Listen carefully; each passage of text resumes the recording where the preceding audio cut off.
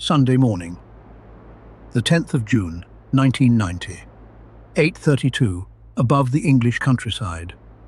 British Airways Flight 5390 is 13 minutes out of Birmingham, climbing through 17,000 feet on its way to Malaga. 81 passengers. Sunshine on the wing. The seatbelt signs are off. In the cockpit, the hard work is done. The autopilot is flying. Both pilots have released their shoulder harnesses. The captain, Tim Lancaster, has loosened his lap strap too. A steward, Nigel Ogden, leans in to collect the teacups. It is, by every measure a pilot has, a perfect morning. What nobody on this aircraft knows is that the window beside the captain's head is being held in place by 90 bolts. 84 of them are the wrong size. They were fitted 27 hours ago. They have been slipping, invisibly, ever since. In the next 60 seconds, that windscreen will leave the aircraft, and the captain will go with it. This is how it happened, and this is why it was never one man's mistake. To understand what happened at 17,000 feet, you have to start on the ground. 2 nights earlier, Birmingham Airport, in the small hours. The aircraft is a BAC One-Eleven, registration G-BJRT, a short-haul workhorse built in 1981, one of the last of a proudly British design. It has flown for years without drama. During a routine check, an engineer notes that the left-hand windscreen needs replacing. Not an emergency, just maintenance. A job like hundreds of others that night. The man who takes it on is the shift maintenance manager, experienced, nearly 20 years with the airline. He is short-staffed, it is the middle of the night, and rather than hand the job down the line, he decides to do it himself. He wants the aircraft ready for the morning. Here is the detail that matters. On the BAC One-Eleven, the windscreen is fitted from the outside of the aircraft. Think about what that means. When the cabin is pressurized, the air inside pushes outward against the glass. On many aircraft, the windscreen is a plug, bigger on the inside, so pressure pushes it into its own frame. Tighter, safer. Not here. On this aircraft, the only things holding that windscreen against the pressure of the cabin are its bolts. 90 of them. The manager removes the old windscreen and takes one of the old bolts to the stores to match it. The storeman tells him the job calls for a bolt called an A211-8C, but the carousel drawer for that bolt is nearly empty. So the manager does what people do at 3 in the morning when the parts system fails them. He improvises. He drives across the airfield to another store, and he matches the old bolt by eye and by touch against the contents of a parts carousel under poor lighting. He is not wearing his glasses. The bolt he selects is an A211-8D. It looks almost identical to the right one. It is the same length, but its diameter is smaller, by 26 thousandths of an inch, less than the thickness of a credit card. He fits the new windscreen with 84 of them. The last 6 holes he fills with bolts of the correct diameter, but those are too short. 90 bolts. Not one of them right. The threads barely bite. The countersunk heads sit low. In the dark, at height, on a platform, none of this is obvious. The manager finishes the job, signs it off, and moves on to the rest of his night. And here is the second thing that matters. Nobody checks his work. Not because anyone is lazy, because nobody has to. Under the rules as they stand, a windscreen is not classed as a vital point. It needs no independent inspection, no pressure test. The most senior engineer on shift has certified his own work, and the system is content. The aircraft flies. The cabin pressurizes. The 84 undersized bolts hold, but only just. They're 2 small threads carrying a load they were never meant to carry. For 27 hours, the margin of error on Flight 5390 is 26 thousandths of an inch. Sunday morning, June the 10th. Birmingham Airport is full of holidaymakers. Flight 539 is the early service to Malaga. 81 passengers, 4 cabin crew, 2 pilots. In the left seat, Captain Tim Lancaster, 42 years old, 11,000 hours. In the right seat, First Officer Alistair Atchison, 39, experienced, precise. They have not flown together before this trip. It will matter that both of them are good. 8:20. The 111 lifts off from Birmingham and turns south. Atchison flew this leg's takeoff. Now Lancaster has control, then hands it to the autopilot. Climb power set. Course for the south coast, then Spain. From here, the story is told in minutes. Stay with the clock, 8:30. Climbing through around 13,000 feet. The cabin crew start breakfast service. The smell of coffee. Trolleys in the aisle, 8:32. 17,000 feet, still climbing. Both pilots have their shoulder harnesses off. Lancaster has loosened his lap strap. Steward Nigel Ogden steps into the cockpit and gathers the teacups. 8:33. Bang. The left windscreen lets go, all at once. 84 bolts strip their threads, and the panel leaves the aircraft. The cockpit air explodes outward through a hole the size of a door in a house. Condensation fog. Papers, charts, debris, all gone in an instant. The cockpit door is ripped off its hinges and slams onto the center console, across the radios and thrust levers. And Tim Lancaster is out of his seat. The decompression pulls him headfirst through the empty frame. His loosened lap strap does not hold him. In half a second, he is outside the aircraft from the waist up, pinned against the roof by a 300-mile-an-hour slipstream in air 30 degrees below freezing. The only reason he is still attached to the aeroplane at all? His legs caught on the control column on the way out. Nigel Ogden, the steward with the tea tray, does not think. He dives across the cockpit and wraps his arms around the captain's waist. Now understand what the aircraft is doing while this happens. Lancaster's knees have shoved the control column forward. The autopilot disconnects. The nose drops. The 111 rolls into a dive, accelerating, descending into some of the busiest airspace in Europe, the corridor feeding London. The flight deck is a hurricane. The door is lying on the throttles, and the man flying the aircraft, Alistair Atchison, has a wind blast in his face and a colleague half outside the airframe, an arm's length away. Atchison does three things. Fast. He grabs the controls and recovers the dive. He pushes the throttles forward against the debris to keep speed safe. Then, when he levels his thinking, pulls the aircraft into a descent on purpose.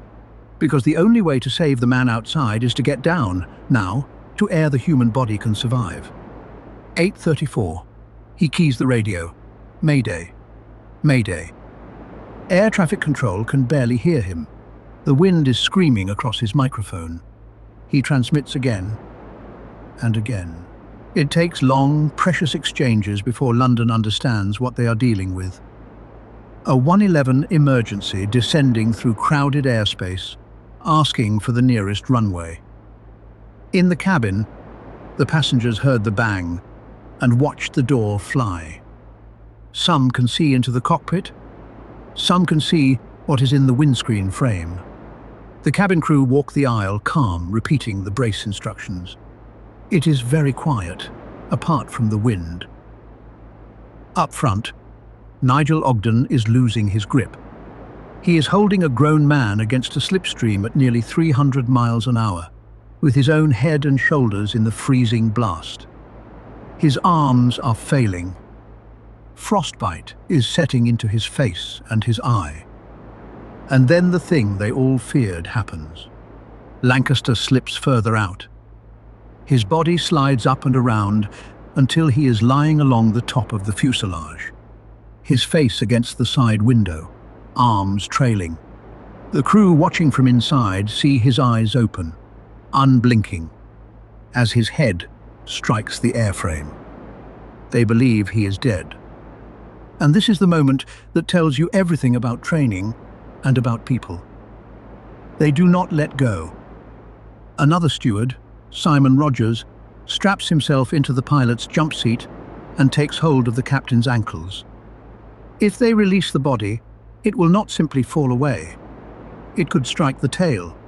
It could go into the left engine. It could kill everyone on board. So they hold on. For the dead man and for the aircraft. For 18 more minutes. 8:36. Atchison levels at 11,000 feet. Breathable air. He slows the aircraft, and the hurricane in the cockpit drops to a gale. ATC offers him Southampton, runway 02. It is close, and that is its virtue. It is also short, and the 111 is heavy with fuel for Spain, with no way to dump it. Acheson accepts. He has one working pilot, one radio ear, a doorway of wind at his shoulder, and no checklist for any of this. 8:55. 22 minutes after the windscreen let go, the 111 crosses the fence at Southampton and touches down. Firm, safe, straight, full braking, it stops with runway to spare. The cabin erupts. Applause, tears. The emergency services swarm the nose. And on the outside of the aircraft, the man everyone has been holding for 20 minutes, the man they were sure they had lost, moves. Tim Lancaster is alive. Frostbitten, in shock, with fractures to his right arm, his wrist, and his thumb. But alive. He survived the decompression, the cold, the impact of the slipstream, all of it, lying on the roof of an airliner at nearly 300 miles an hour. Nobody else is seriously hurt, except Ogden. Frostbite, and a shoulder that never quite forgives him. 87 people went up. 87 came down. By 26 thousandths of an inch. The Air Accidents Investigation Branch took the case. Their report, published in 1992, is the reason this story is about a system, not a scapegoat. The physical cause was simple and they found it fast. The windscreen, recovered near Cholsey in Oxfordshire, still had most of its bolts in it. 84 were A211 8D, correct length, diameter too small by 26 thousandths of an inch. 6 were the old specification, correct diameter but too short to grip. The panel had been holding on by stripped threads for 27 hours of flying. The easy version of this story ends there. Careless engineer, wrong bolts, case closed. The AAIB refused to tell the easy version. Follow what they actually found.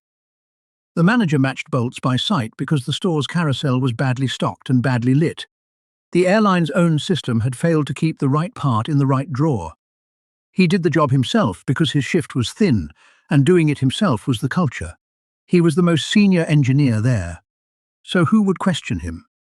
He worked from a platform that put the bolt holes at an awkward height, at night, in glare and shadow, without his glasses on. And none of that was against any rule. And when he finished, the system asked for no second pair of eyes. A windscreen was not a vital point. His signature closed the loop. The first true test of his work was a pressurized cabin with 87 people behind it. Any one of those failures, alone, is trivial. Every airline in the world had nights like that one. That is precisely the point. It took all of them, lined up, to put a captain on the roof of his own aircraft. Safety people call it the Swiss cheese model. Every slice has holes, and disaster is what happens on the day the holes align. The AAIB made 8 recommendations. The ones that stuck reshaped aircraft maintenance. Critical tasks should not be checked only by the person who did them.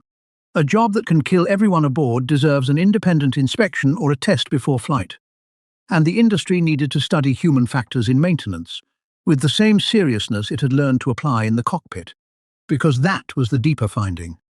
Aviation had spent a decade teaching pilots about error, fatigue, and communication, and calling it crew resource management. Almost none of that thinking had reached the hangar floor. Flight 5390 is one of the accidents that dragged maintenance human factors into existence. The shift maintenance manager was not prosecuted. He was a competent man inside a system that let a competent man fail. The report says, in effect, change the system and this never happens. So what does the world owe to Flight 5390? Today, safety-critical maintenance tasks on airliners carry independent checks. Windscreen installations, and jobs like them, are treated as what they always were, single points of failure between the cabin and the sky. Stores, systems, lighting, shift staffing, and self-certification are all things auditors now look at directly, because this report told them to. And human factors in maintenance, the study of how tired, capable, well-meaning people make errors at 3 in the morning, became a discipline in its own right. When an engineer today is required to stop, hand the torque driver to a colleague, and have their work inspected, part of the reason is a bolt carousel in Birmingham in 1990. As for the people, Tim Lancaster was flying again within 5 months, and kept flying for years. Alistair Atchison and the cabin crew were decorated for what they did in those 22 minutes. Nigel Ogden, the steward who went first, carried the injuries and the modesty for the rest of his career. Ask him and he would say anyone would have grabbed the captain. Maybe. What is certain is that everyone lived. This is that rare thing in this series, a disaster with a body count of 0, a story where the holes lined up and the people in the way were good enough and lucky enough to close the last one. They will not all end like this. Next time, a Friday evening in Kansas City, 1981. A hotel atrium, a big band, 1,600 people, and 2 walkways hanging above the dance floor on threaded steel rods. One small change to one drawing has already decided what happens at exactly 7:05. That story, next time, on Chain of Events.